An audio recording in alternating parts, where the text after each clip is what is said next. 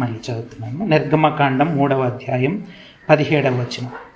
ఐగుప్తు బాధలో నుండి పాలు తేనెలు ప్రవహించు దేశమునకు, అనగా కనానీయులు, హిత్తీయులు, అమోరీయులు, పెరిజ్జీయులు, హివ్వీయులు, యెబూసీయులున్న దేశమునకు మిమ్మల్ని రప్పించదనని సెలవిచ్చితనని వారితో చెప్పుము. ప్రార్థన చేసుకుందాం. ప్రేమ కలిగిన మా పరలోకపు తండ్రి, మీ ఘనమైన అతి పరిశుద్ధమైన నామానికి వందనాలు, స్తోత్రాలు ప్రభువా. ఒక ఉదయకాల సమయంలో మీ సన్నిధికి చేరి మిమ్మల్ని స్తుతించి ఆరాధించి కనపరచడానికి, అలాగే ఈ సమయంలో వాక్యపు వెలుగులో మమ్మల్ని మేము పరిశీలించుకొని విమర్శించుకొని మీ సన్నిధిలో ప్రభువా నాయన మేము మా జీవితాలు మార్చుకోవడానికి ఇష్టపడడానికి సహాయం దయచేయమని ప్రాధేయపడతా ఉన్నాం. కృప చూపించండి. మీరేమై ఉంటున్నారో దాన్ని బట్టి మీకు స్తోత్రాలు. మీ గొప్పతనాన్ని బట్టి, ఔన్నత్యాన్ని బట్టి, విశ్వాస్యతను బట్టి, ప్రభువాన పరిశుద్ధతను బట్టి, ప్రేమ వాత్సల్యతలను బట్టి మిమ్మల్ని స్తుతిస్తూ ఆరాధిస్తూ కనపరుస్తూ ఉన్నాం. మాతో మాట్లాడమని, వినిగ్రహించి లోబడ్డానికి కృప చూపించమని, అంధకార శక్తిని లయపరచమని ప్రాధేయపడతా ఉన్నాం. ప్రభువానైనా మనుషులు మాట్లాడడం వల్ల, మాటల వలన ఉపయోగం లేదు. ప్రభువా, మీరే మాకు మాటలు ఉంచమని, మాట్లాడమని, మేము బ్రతకడానికి ఉపయోగపడే జీవం కలిగిన మాటలు ప్రభువా మాతో మాట్లాడి ప్రభువా మమ్మల్ని జీవింపజేయమని ప్రాధేయపడుతూ అంధకార శక్తిని లయపరచమని యేసు ప్రభువారి అతి పరిశుద్ధమైన నామంలో ప్రార్థన అడిగి వేడుకొంచున్నాం తండ్రి. ఆమెన్. ఆమెన్. లివింగ్ ఫెయిత్ అంటే ఒక ఆయన ఏం చెప్పాడంటే, మనం డాక్టర్ దగ్గరికి వెళ్తాం. ఆయన పేరు కూడా ఒక్కొక్కసారి మనకు పలకడం రాకపోవచ్చు సరిగ్గా, కానీ అక్కడికి వెళ్తాం. మనకు ఒంట్లో బాగాలేనప్పుడు ఆయన్ని నమ్ముతాం. అలాగే ఆయన మనకు ప్రిస్క్రిప్షన్ ఇస్తాడు. అది చదవడం మనకు రాదు, అయినా సరే దాన్ని పట్టుకొని ఫార్మసిస్ట్ దగ్గరికి వెళ్తాము. ఆ ఫార్మసిస్ట్ దగ్గరికి వెళ్తాం. ఫార్మసిస్ట్ కూడా మనం ఎప్పుడు చూసి ఉంటాం ఫార్మసిస్ట్ని, కానీ ఆ చీటీ అతనికి ఇస్తాము, రాసిన ప్రిస్క్రిప్షన్ అతనికి ఇస్తాము. అతను ఏదో చూసి అది ఆ మందులు మనకి ఇస్తాడు. అవి తెచ్చి మనం వాడతాము. ఆ మందుల పేర్లు కూడా మనకు అందులో ఏముందో ఏంటో కూడా చాలాసార్లు తెలియదు. అది చదువుతాము. ట్యాబ్లెట్లు ఏది ఉంటే ఇది పలానా టైంలో వేసుకోమంటే వేసేసుకుంటాం. లివింగ్ అంటే ఇలాగ నమ్ముతాం కదా, కానీ దేవుణ్ణి అలా నమ్మం. డాక్టర్స్ నమ్మినట్లు, లేకపోతే లాయర్స్ నమ్మినట్లు, లేకపోతే రకరకాల వాళ్ళని మనం నమ్ముతాం, కానీ దేవుణ్ణి దగ్గరికి వచ్చేసరికి దేవుణ్ణి అంతగా నమ్మం, సీరియస్గా తీసుకోం. అంటే మనిషి స్వభావం అట్లా ఉంది. కానీ లివింగ్ ఫెయిత్ అంటే అర్థం ఏంటంటే దేవుని మీద ఆధారపడి దేవుణ్ణి నమ్మేది, సంపూర్ణంగా దేవుణ్ణి నమ్మేది. ఆయన గొప్పవాడు, ఆయన మీద ఆధారపడి బ్రతకాలన్నది క్రైస్తవ జీవితం అన్నది చాలా విలువైందని అర్థం చేసుకోవాలి. క్రైస్తవ జీవితం అనేది ఒక ఎక్సైటింగ్ లైఫ్ అని తెలుసుకోవాలి. క్రైస్తవ జీవితం అనేది ఈ లోకానికి అతీతంగా ఉన్న ఒక జీవితం, చాలా ఉన్నతమైన విలువలు కలిగినటువంటి ఒక జీవితం. అది చాలా ఈజీగా వదులుకొని మనం లోకం వైపు, ధనం వైపు, వాటి వైపు, ఇటు వైపు తిరిగిపోయి దాన్ని నమ్ముకుంటాం. ఎడ్యుకేషన్ నమ్మినంత దేవుణ్ణి నమ్మం, ధనాన్ని నమ్మినంత దేవుణ్ణి నమ్మం, మన మీద మనం నమ్మకం ఉంచుకున్నంత దేవుణ్ణి నమ్మం. చాలామంది పీపుల్ని నమ్మినట్లు మనం దేవుణ్ణి నమ్మం. కానీ అలాగ ఉండకూడదు. అలాగుంటే జీవం కలిగిన విశ్వాసం కాదు, అది లివింగ్ ఫెయిత్ కాదు. మన దైనందిన జీవితంలో ఆ విశ్వాసం రిఫ్లెక్ట్ అవ్వాలి. మన జీవితాలను చూసి చాలామంది ఇన్ఫ్లుయెన్స్ అవ్వాలి. వీళ్ళు ఏంటి ప్రత్యేకంగా ఉన్నారు, లేకపోతే వాళ్ళు దేవుడు ఎవరు అని తెలుసుకునేటట్లు మనం జీవించాలి. అటువంటి జీవితం యేసు ప్రభు వారు జీవించి చూపించారు. శిష్యులు అందుకే ఆయనకి లోబడ్డారు. శిష్యులు అందుకే ఆయనలో జీవం కలిగిన మాటలు ఉన్నాయని చెప్పారు. ఆయన మెస్సయ్య అని అర్థం చేసుకున్నారు. శిష్యులకి ఏమీ పెద్ద జ్ఞానం లేదు, వాళ్ళు ఏమి పెద్ద చదువుకున్న వాళ్ళు కాదు, థియోలాజియన్స్ కాదు, స్కాలర్స్ కాదు, చాలా సామాన్యులు. అటువంటి వారిని దేవుడు ఎన్నుకున్నాడు. అటువంటి వారి చేత ప్రపంచాన్నే ఎదుర్కోవడానికి, అంటే ప్రపంచాన్ని సువార్థీకరించడానికి, ప్రపంచానికి గుడ్ న్యూస్ తెలియజేయడానికి అటువంటి సామాన్యుల్ని దేవుడు ఎన్నుకొని కానీ మనమైతే ఏదన్నా చూడండి, ఈవెన్ క్రిస్టియన్ ఆర్గనైజేషను, క్రిస్టియన్ లేకపోతే ఒక చర్చో లేకపోతే ఒక మినిస్ట్రీయో ఏదో స్టార్ట్ చేయాలనుకోండి, మనం ఏం చేస్తాం, మంచి మంచి వాళ్ళు రిక్రూట్ చేసుకోవాలనుకుంటాం. అంటే లోకం అట్లనే కదా, ఎవరు ఐఐటీలో చదువుకున్నారు, ఎవరు ఐఐఎమ్స్లో చదువుకున్నారని చూసి ఆ రెజ్యూమ్ని షార్ట్ లిస్ట్ చేసి ఆర్గనైజేషన్ ఫ్లరిష్ అవ్వాలని అటువంటి వాళ్ళని రిక్రూట్ చేసుకుంటారు. కానీ దేవుడు అట్లా రిక్రూట్ చేసుకోవట్లేదు. ఎవరు ఫెయిత్ఫుల్గా ఉంటారు, ఎవరు ఒబీడియన్స్ చూపిస్తారు అని చూస్తున్నాడు దేవుడు. వాళ్ళని ఎందుకు అనుకున్నాడు శిష్యులని అంటే, అంత వాళ్ళతో ప్రపంచానికి చూపించాలి అని చెప్పి వాళ్ళు సరైన వాళ్ళు అనుకున్నాడు దేవుడు. మరియమ్మ లాంటి లేకపోతే అటువంటి జోసెఫ్ని, లేకపోతే ఎవరికి తెలియనటువంటి వాళ్ళని దేవుడు ఎన్నుకొని ఆయన ప్రణాళిక చూపించాడు. ఆయన ప్రణాళిక ఎటువంటి దాన్ని అర్థం చేసుకున్నాడు. యేసుప్రభు వారి లోకానికి వచ్చినప్పుడు చాలా సింపుల్ లైఫ్ జీవించాడు. బీద కుటుంబంలో పుట్టాడు. మనకు అర్థం కాక మనం ఏదో క్రిస్మస్ అంటే ఏదో అనుకొని పిల్లలకి అలాగ తెలియజేసి వాళ్ళకు కూడా అర్థం కాకుండా చేసేస్తూ ఉన్నారు. సో దేవుని పుట్టుక నిజంగా అర్థం చేసుకుంటే అది వేరే జీవితాన్ని, పరిశుద్ధమైనటువంటి ఒక జీవితాన్ని చూపిస్తారు క్రైస్తవ జీవితం అనేది. సో అటువంటి ఎక్సైటింగ్ లైఫ్ మనకు కావాలా అన్నది మనం అర్థం చేసుకొని ఈ లివింగ్ ఫెయిత్లోకి వెళ్ళాలంటే ముఖ్యంగా మనకు ఉండవలసింది ఏంటంటే, విరిగి నలిగిన హృదయం కావాలి, బ్రోకెన్నెస్ కావాలి. యేసుప్రభు వారి దగ్గరికి ఒక స్త్రీ వచ్చి ఆమె జీవితంలో దేవుడు చేసిన అద్భుతాన్ని బట్టి ఆమె దేవుడిని, యేసుప్రభు వారిని అర్థం చేసుకొని ఖరీదైనటువంటి అత్తర్ బాటిల్ని తీసుకొచ్చి అక్కడ పగలగొట్టేసి ఆయన పాదాలకు రాయడానికి. సో అంటే ఆ బ్రోకెన్నెస్ కావాలి మనకు. నూతన సంవత్సరంలో మనం అర్థం చేసుకోవాల్సింది ఏంటి, మనం న్యూ ఇయర్ని ఎన్కౌంటర్ అయ్యేటప్పుడు, క్యాలెండర్ మారిపోయినప్పుడు, లేకపోతే మన జీవితాలు తెల్లవారు లెగిసి మన జీవితాల్లో నిజమైన క్రైస్తవ జీవితం దొరకాలని నిజంగా మనం హృదయపూర్వకంగా కోరుకుంటే బ్రోకెన్నెస్ కావాలి, ఆ విరుగు నలిగిన హృదయం కావాలి. యేసు ప్రభు వారు 5,000 మందికి రొట్టెలు ఆ యొక్క చేపలు పంచిపెట్టినప్పుడు ఆయన దగ్గర ఉన్నవి చాలా తక్కువే, కానీ దేవుడు అక్కడ రొట్టె విరిచాడు అని ఉంది కదా. ఆ విరిచిన దాన్ని బట్టి అంతమందికి పంచగలిగాడు. అలా బ్రేక్ చేయాలి. మన జీవితంలో నుంచి జీవం బయటికి రావాలంటే మనలో నుండి ఆ బ్రోకెన్నెస్ అన్నది మన జీవితంలో కనబడాలి. అంటే విత్తనం లోపల వేసేటప్పుడు, భూమిలో వేసినప్పుడు అది చనిపోద్ది, ఆ తర్వాత లైఫ్ వస్తుంది అందులో నుంచి. సో గోధుమ గింజ చనిపోతే కానీ రాదు అని ఉంది కదా బైబిల్ గ్రంథంలో. అలాగా మనం కూడా పాప జీవితానికి, లోకపు జీవితానికి, శరీరానుసారమైన జీవితానికి చనిపోకపోతే లోపల నుంచి జీవం రాదు. ఎంత మనం చూడండి, క్రిస్మస్ లేకపోతే ఈస్టర్లు, గుడ్ ఫ్రైడేలు సెలబ్రేట్ చేసుకున్నంత మాత్రాన అయిపోలేదు. అది కాదు అసలు క్రైస్తవ జీవితం అంటే. అది కాదు, ట్రెడిషన్స్ కావు. క్రైస్తవ జీవితం అనేది ట్రెడిషన్స్లో వాటిల్లో దొరకదు. మనం చేసుకునే ప్లాన్స్ ద్వారా క్రైస్తవ జీవితం దొరకదు. రేపటి నుంచండి చూడండి, డిసెంబర్ ఈరోజు నైటు లేకపోతే చాలామంది నిర్ణయాలు తీసుకుంటూ ఉంటారు, రెజల్యూషన్స్. ఇంకా నెక్స్ట్ రేపటి నుంచి January 1 నుంచి చూడండి నా జీవితం అని. ఒకసారి నేను ట్రైన్లో వస్తూ ఉంటే ఒక స్టూడెంట్స్ ఎక్కారు మధ్యలో, క్రిస్మస్ హాలిడేస్కి వస్తూ ఉన్నారు వాళ్ళు అని చెప్తున్నారు.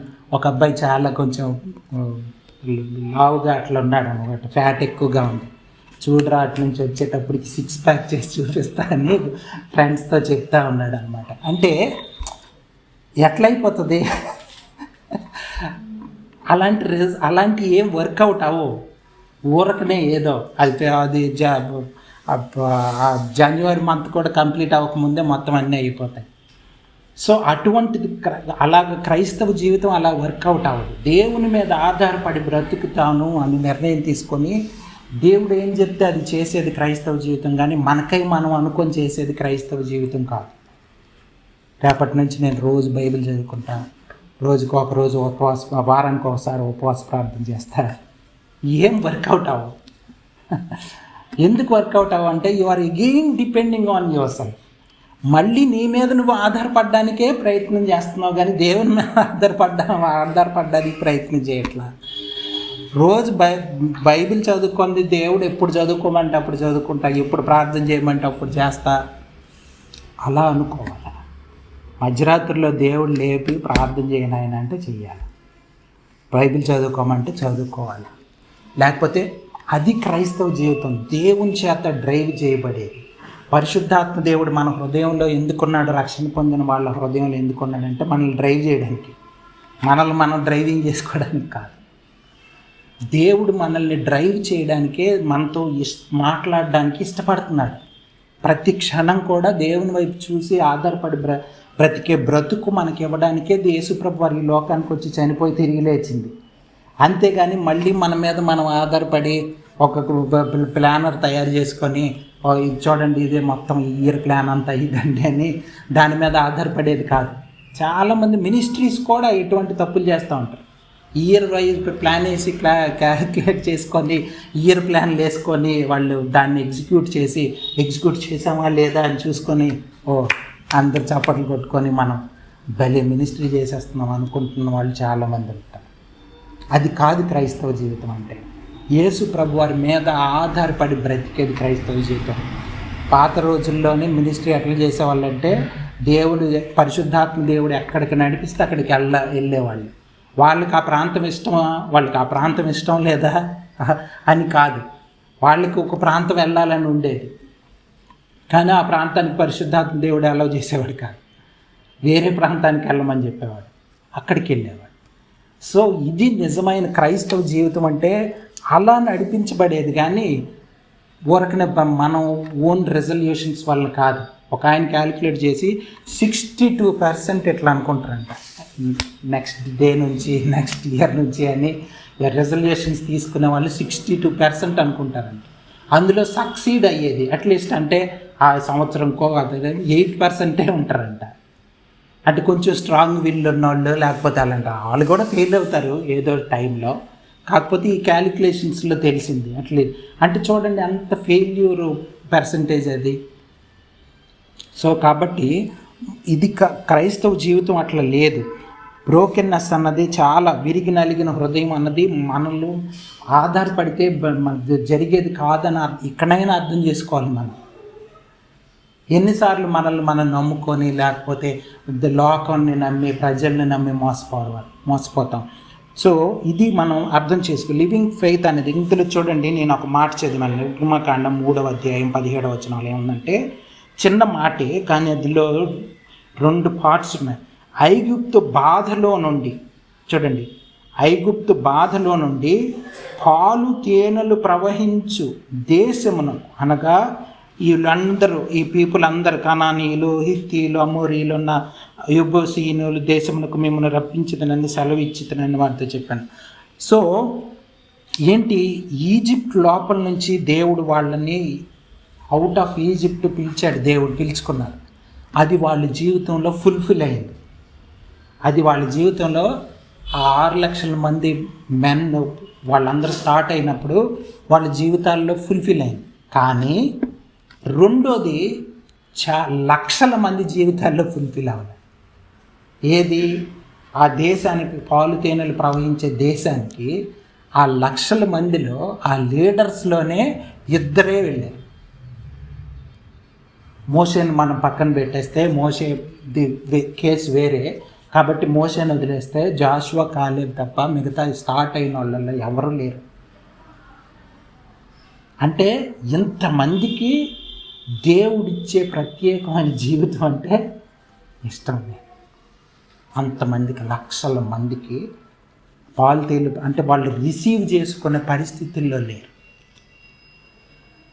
రిసెప్షన్ లేదు, ఈ లివింగ్ ఫెయిత్ లేదు. దానివల్లనే వాళ్ళకి విడుదల దొరకలేదు. పాలు తేనెలు అఫ్కోర్స్ వాళ్ళకు దేవుడి చేత పిలువబడ్డారు, ప్రయాణం అయ్యారు, దేవుని నమ్మే ప్రయాణం ప్రారంభమైంది. కానీ చివరికి వెళ్ళలేకపోయారు. పాలు తేనెలు ప్రవహించే దేశాన్ని చూడలేకపోయారు. అంటే ఏంటి, దేవుని మీద విశ్వాసం లేదు. దేవుని మీద ఆధారపడి ఎన్ని అద్భుత కార్యాలు, ఎన్ని అద్భుత కార్యాలు వాళ్ళ జీవితాల్లో చూడండి, ఎన్ని అద్భుత కార్యాలు. రాయిలో నుంచి వాటర్ వచ్చేసింది, సముద్రం మధ్యలో నుంచి నడిపించాడు, పైనుంచి ఆహారం కురిస్తే జస్ట్ ఏరుకొని తినడమే హ్యాపీగా. వాళ్ళు కొండ చుట్టూ నడుచుకుంటూ వెళ్ళాలి, వీళ్ళు ఎదోమీయులు వాళ్ళని అలౌ చేయట్లేదు, యుద్ధం చేయాలి అన్నప్పుడు వాళ్ళ అన్న మాటలు ఏంటో తెలుసా? రోజు ఈ ఆహారం తిని మాకు అసహ్యం వేస్తుంది, దీని మీద దేవుడిచ్చిన ఆహారం అవి వేఫర్స్ లాగా తేనెలాగా రుచి ఉంటుంది, ఇష్టపడట్లేదు ఆహారం, దేవుడిచ్చిన ఆహారం ఇష్టపడట్లా. అంటే మనకి దేవుడిచ్చే జీవితం ఇష్టం ఉండదు, దేవుని మీద ఆధారపడే బ్రతుకు ఇష్టం ఉండదు. అందుకే వెరీ ఫ్యూ పీపుల్కే అర్థమవుతుంది క్రైస్తవ జీవితం. ఈ క్రిస్మస్లకి, వాటి పండగలకి, చర్చిలకి వెళ్ళే వాళ్ళందరికీ దొరకట్లేదు క్రైస్తవ జీవితం. క్యారల్స్లో తిరిగే వాళ్ళు 99% అన్బిలీవర్స్. కేకలేసి ఎందుకు తిరుగుతున్నారో, ఎందుకు వస్తున్నారో, ఏం చేస్తున్నారో తెలియదు. నేను ఒకరోజు పడుకుంటే సడన్గా మిడ్నైట్ పెద్ద కేకలే. ఏంటబ్బా అంటే మొత్తం ఇక శాంటాక్లాజ్ క్యాప్లు వేసుకొని కారులలో దిగారు, పెద్ద పాష్ కారులలో దిగారు ఎవరింటికి వెళ్ళటానికి. పిల్లలు వాళ్ళు కేకలు ఎంతసేపటికి నేను ఇంకా నాకు నిద్ర పట్టక లెగిసి బయటికి వెళ్ళి చూస్తే ఇలాగ ఉన్నారు పరిస్థితి. ఏంటంటే ఇది ఇంకేం క్రైస్తవ జీవితం, అన్యులకి ఏం చెప్తాం మనం? ఏం చెప్తాం చెప్పండి? వాళ్ళు ఏమనుకుంటారు క్రిస్టియన్స్ అంటే? వాళ్ళకి ఏం గుర్తొస్తుంది? శాంటాక్లాజ్ క్యాపులు, కేకులు, లేకపోతే మంచి మంచి సీట్లు, ఇవి గుర్తొస్తాయి వాళ్ళకి. మనం వేసుకునే రకరకాల వేషధారణలో ఇవి గుర్తొస్తాయి. యేసు ప్రభు వారే గుర్తురాడు. క్రైస్తవ జీవితం అంటేనే తెలియదు వాళ్ళకి. వాళ్ళ సంగతి వదిలేని మన పిల్లలకే తెలియదు. జనరేషన్స్ అక్కడ పాడైపోయి అంత భయంకరమైన పరిస్థితుల్లో మనం ఇంకెక్కడ లివింగ్ ఫెయిత్, ఇంకెక్కడ బ్రోకెన్నెస్. ఆలోచించుకోండి. ఇంకోటి ఏంటంటే, దేవుని గ్రేస్ అంటే చాలామందికి అర్థం కావట్లేదు. దేవుని కృప అంటే చాలామందికి తెలియదు. కృప అంటే ఏంటి? నేను నా అనర్హుడికి దేవుడు ఒక అర్హత కల్పించి దేవుడు చూపించాడు అన్నది చాలామందికి తెలుసు. దేవుని కృప అంటే అర్హత లేని వాళ్ళకి దేవుడు యేసుప్రభు వారిని బట్టి అర్హత కలిగింది అన్నది చాలామందికి తెలుసు. కానీ కృప అంటే దేవుని శక్తి ఉందన్నది చాలామందికి తెలియదు. అది దేవుని శక్తి అన్నది చాలామందికి తెలియదు. కొరింథీయులకు రాసిన 15వ అధ్యాయం, మొదటి పత్రిక 15వ అధ్యాయం చదువుతున్నాను చూడండి. కొరింథీయులకు రాసిన మొదటి పత్రిక 15వ అధ్యాయం 10వ వచనం, 156వ పేజీ తెలుగులో. 15వ అధ్యాయం 10వ వచనం, 1 Corinthians 15:10. అయినను నేనేమై ఉన్నానో అది దేవుని కృప వలననే అయి ఉన్నాను, మరియు నాకు అనుగ్రహింపబడిన ఆయన కృప నిష్ఫలం కాలేదు. కానీ వారందరికంటే నేను ఎక్కువగా ప్రయాసపడినది నేను కాను, నాకు తోడయ్యున్న దేవుని కృపయే. అంటే ఏంటి? మనల్ని నడిపించేది దేవుని శక్తి, దేవుని కృప. అంటే మనల్ని డ్రైవ్ చేసేది దేవుని కృప. ఎట్లా డ్రైవ్ చేస్తుంది? ఊరకనే దేవుని కృప అండి కారు కొనుక్కున్నానండి, దేవుని కృప అండి ఇల్లు కొనుక్కున్నానండి అనడం కాదు. అది కాదు డ్రైవింగ్ అంటే. దేవుని మీద ఆధారపడి జీవించేది.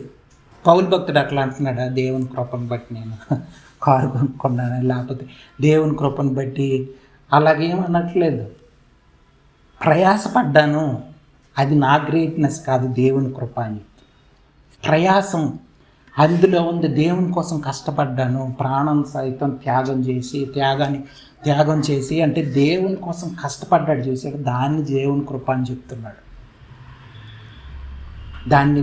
దాన్ని చాలా మిస్ఇంటర్ప్రిట్ చేసేసి దాని భాషే మార్చేసి మన వాళ్ళు అని ఆ మాటల్ని పదే పదే పదే దేవుని కృప అని దానికి వాల్యూ లేకుండా అయిపోయింది.